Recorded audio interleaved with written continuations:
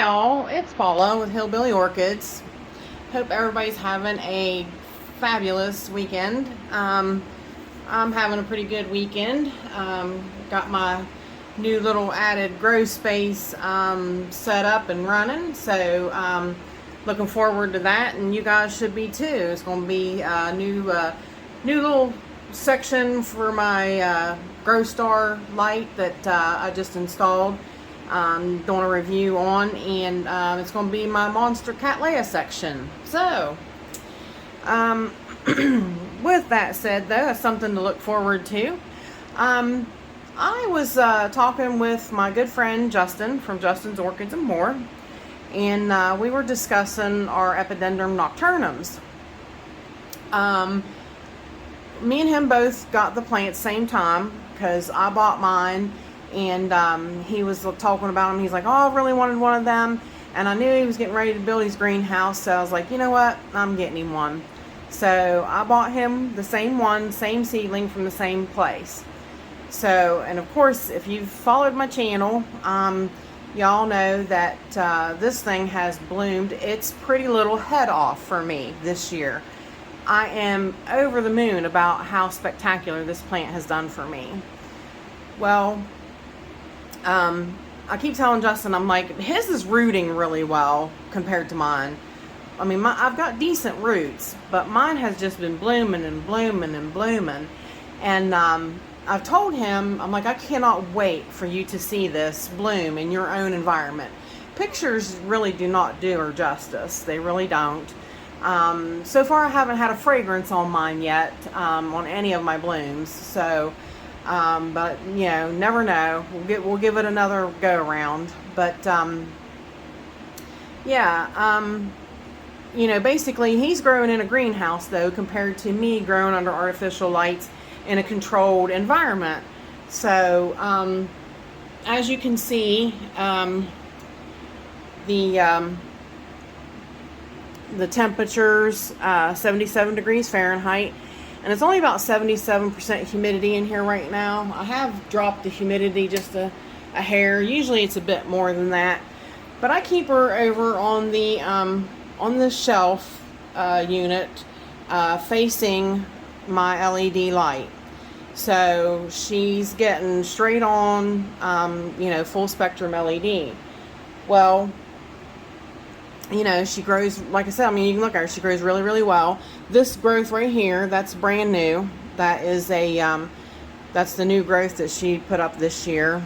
So, you know, but, I mean, she's done really well for me. And I want people to understand with this plant, I mean, a lot of people get rid of it because it's notorious for blasting its buds.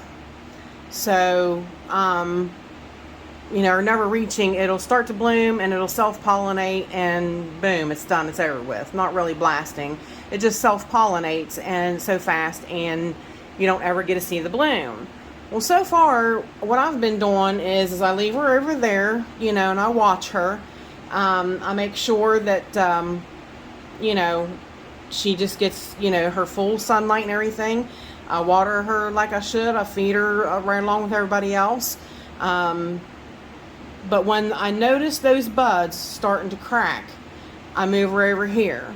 And I put her over here, and I change the fan, though. Of course, you see the fan blowing that around. I change the fan so that nothing bothers this plant. There's no movement on it. I don't even water this when that bud's going to crack, because I don't want any movement to self-pollinate that bloom. And that has been working for me so far. But, you know, that might be something that you guys can do, that, you know, maybe you want to start growing this plant so that, you know, it gets a bad rap for that self-pollination. It has beautiful blooms, beautiful blooms. I mean, and I understand they smell really well too, so that's something else. But if you look at the end of these,